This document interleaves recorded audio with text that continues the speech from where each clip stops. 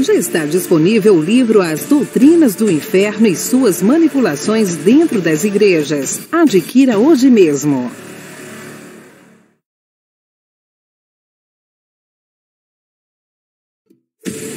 Já está disponível o livro As Doutrinas do Inferno e Suas Manipulações Dentro das Igrejas. Adquira hoje mesmo.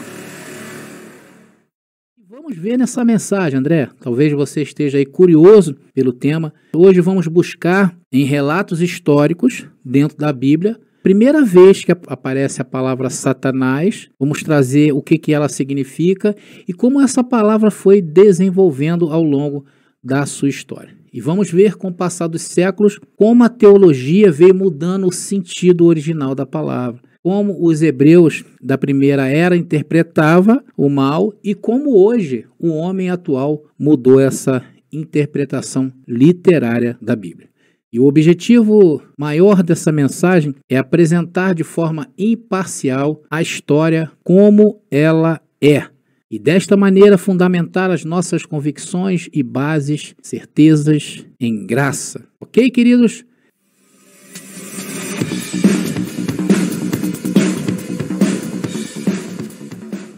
Vamos ler o versículo que eu creio que vai permear essa mensagem, porque estamos falando da verdade. E conhecereis a verdade vos libertará. E aqui a verdade que Jesus está se referindo é a total verdade, a verdade plena, a única verdade. Muitos estudiosos, filósofos falam que não existe, mas nós que estamos em graça recebemos essa verdade que nos liberta. Ou seja, quando a verdade nos chega, ela nos mata para o velho entendimento e surgimos para o novo conhecimento. É como se nós ressuscitássemos para o novo, porque todo conhecimento faz isso, mata e faz reviver. Bom, para começar a desenrolar esse tema, vamos ter que mostrar o que usamos em nossas pesquisas. Foi feita uma pesquisa, tá? Para chegar a esse resultado que eu vou apresentar para você. Nós usamos a Bíblia hebraica, usamos a Bíblia Sagrada, que nós conhecemos hoje, que todos têm acesso, e também vamos usar alguns relatos históricos. Vamos entender um pouco da nossa primeira fonte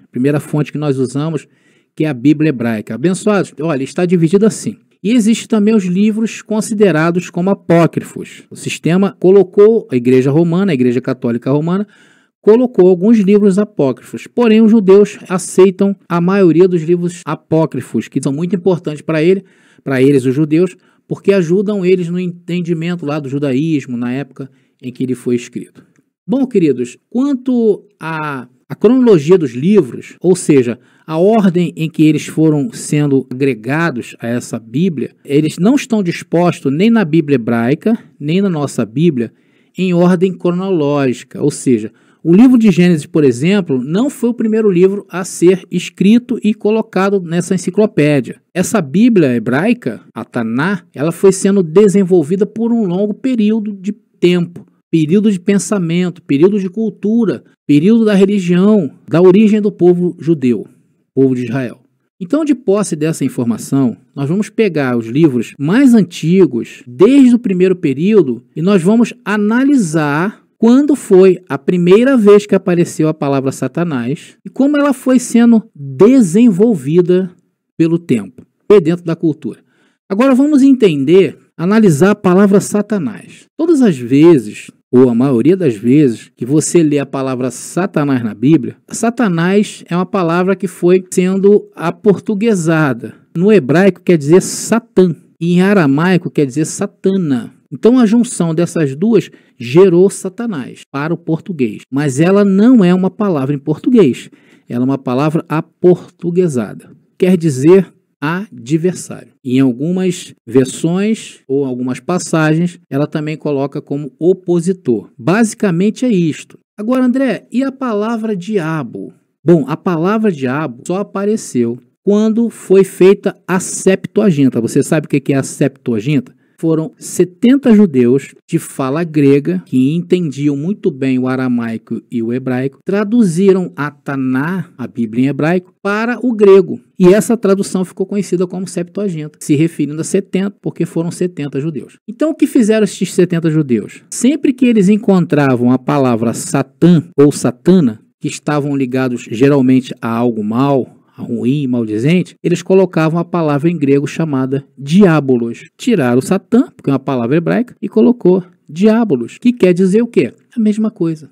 Quer dizer adversário, opositor. Então, textualmente falando, não existe outra interpretação para a palavra Satanás ou diabo, a não ser adversário, opositor, geralmente ligado a algo ruim ou mal. Então, André, me responde aí. Por que hoje a teologia cristã ensina que essas palavras se referem a um ser? Porque eles desenvolveram, eu quero mostrar aqui para vocês, eles desenvolveram ao longo do tempo uma ideia.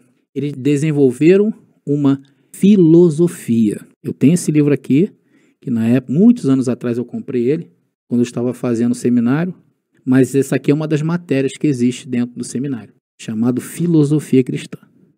E o que é uma filosofia? É um conjunto de ideias. Esse conjunto de ideias foi que criou Satanás como ser. E textualmente, literalmente, a Bíblia não dá respaldo para que se imagine dentro dela que Satã ou Satana ou diabolos quer dizer um ser.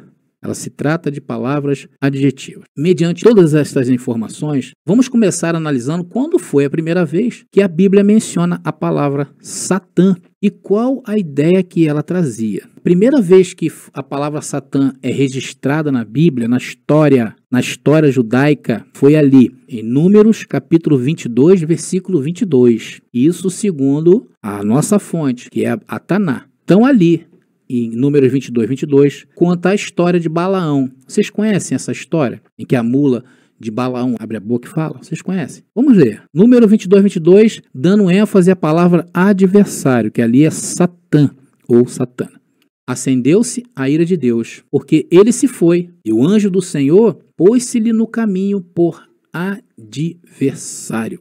Então, amados, essa palavra adversário no original quer dizer Satã. E no caso, o texto aponta que o adversário foi o próprio Senhor. Por quê? Porque o anjo do Senhor ali está em letra maiúscula. Todas as vezes que a palavra aparece anjo do Senhor com letra maiúscula, entende-se como se fosse o próprio Deus. Vocês estão entendendo? Então ali, a ira de Deus que se opôs a Balaão. Então nós estamos aqui, queridos, analisando primeira vez que essa palavra Satã aparece na Bíblia judaica e documentada. Agora eu quero abrir um parêntese nessa mensagem para trazer um entendimento sobre estes períodos que estamos apresentando, tá? Então, cada período dentro da história judaica tem um nome e os judeus chamam isso de tradições. Então, são tradições da época. Então, para os judeus, existem 4 tempos de culturas diferentes ou tradições, isso no Antigo Testamento, no Antigo Tempo. Existe a mais antiga, que é a tradição javista, que é a que se refere esse texto que eu acabei de ler em Números, que vem de Yahvé, que quer dizer Deus. Houve a tradição hinduísta, houve a tradição deuteronomista e a tradição sacerdotal. Tá bom, abençoado?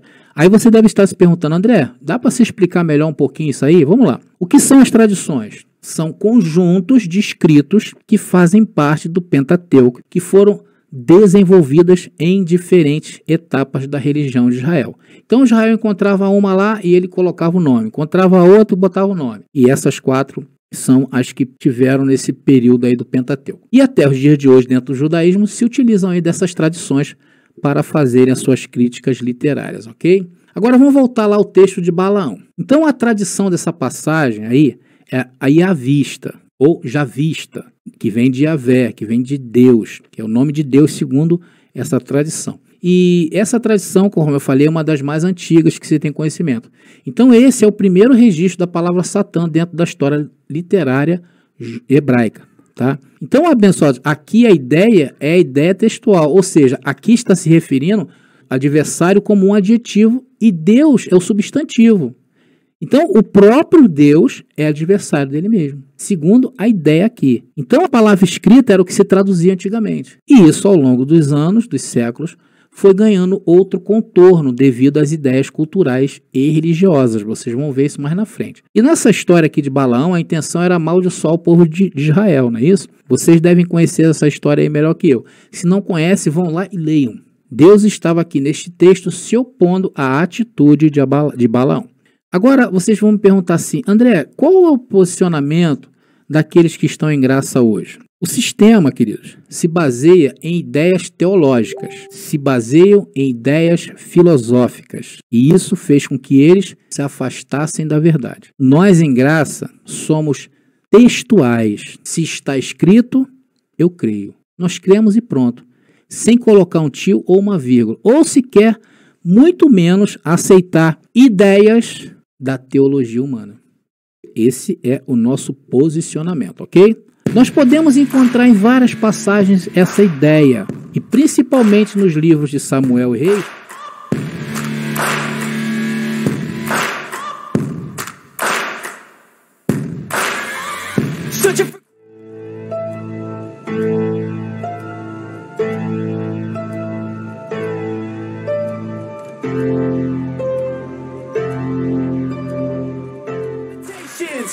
Don't try to stop me, I exist to write my own story.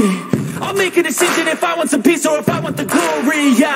Don't want a life that is complacent or possibly boring, just want a life that is worth every day exploring, My whole life